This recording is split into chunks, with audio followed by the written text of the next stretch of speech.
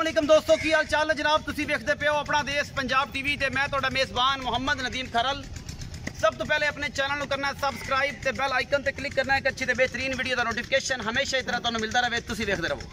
अज वाली वीडियो जनाब मेरे बड़े प्यारे दोस्त राजा सनाउल्ला और इन्हां दे छोटे भाई राजा साकिब सैफुल्ला राजा सैफुल्ला ये जनाब आलम की यूनान ने और जनाब ये बड़े प्यारे जी ने साडे जिहड़े हमेशा साढ़े कोल आते रहते हैं और खूबसूरत आला तरीन जी झोटियां ने साढ़े को लैके हाजिर होंदे रहंदे ने और लैके जाते हैं। और ये जनाब सियालकोट तो आए ने अल्लाह के फजल नाल।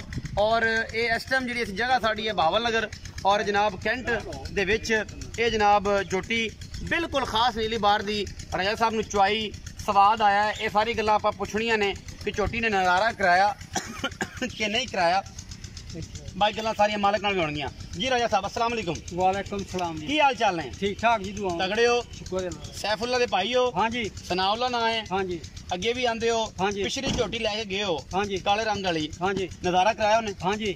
लोग दसदे ने हाँ देनी चंगी जी। दूजी झोटी हुण तुसीं चोई आके पहले? हाँ जी। ये सजरी सूई है 3 तो 4 दिन दी 5 दिन दी। हाँ जी।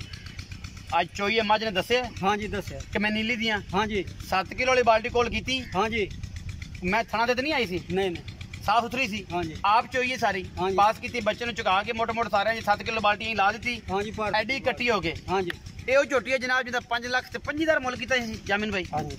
ये जनाब 5 लाख 25,000 के 5 लाख 20,000 मुल कीता सी और थोड़े जे लेट हो गए ਉਹਦੀ वजह तो जनाब जो माजरत भी असी करने भाई होना तो ये जनाब साड़ी सारे तलक ने नानकी पीढ़ी भी हुई अगे पिछे होया सारा साडा तलक भी होया भरा भी होए ए बुजुर्ग साडे खड़े ने। ये जनाब सेल हो गई मालकां नूं पुछांगे कि इन्होंने जनाब बयाना शाना लिया सी तुसीं 20,000 बयाना लिया? हाँ जी। पहले 10 आया फिर 10 आया तुसीं बाकी तुसीं एवें गल है? हाँ जी। जेड़ी सारी हाँ जी। कोई वादा घाटा तो नहीं किसी किस्म दा? नहीं मासा बेलियां नूं की मशवरा दोगे जेड़े बाहर वेंदे ने या सियालकोट तो अगे पिछे आजाद कश्मीर गुजल वेंदे ने कि कोई वादा घाटा कोई ठगी फ्रॉड ते डर लग्या होवे?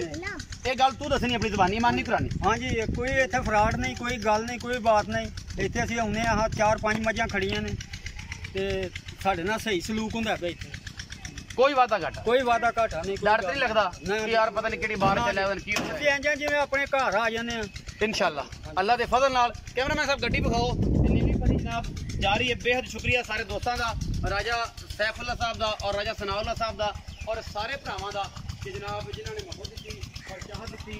ये जनाब झोटी जा रही है सियालकोट अल्लाह तआला दे रसूल दे सुपुर्द असीं इहनूं लग्गे करन क्योंकि असीं करदे हां मेहनत तुहानूं विखाने नीली और नीली वेख के जिन्हां दा जी भर जांदा है।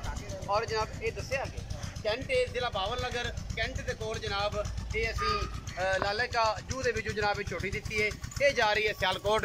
अपना रखिया जे बहुत सारा ख्याल क्योंकि मिलना असी नवीं नीली दी मझ दे नाल। पाकिस्तान जिंदाबाद, पाक आर्मी जिंदाबाद।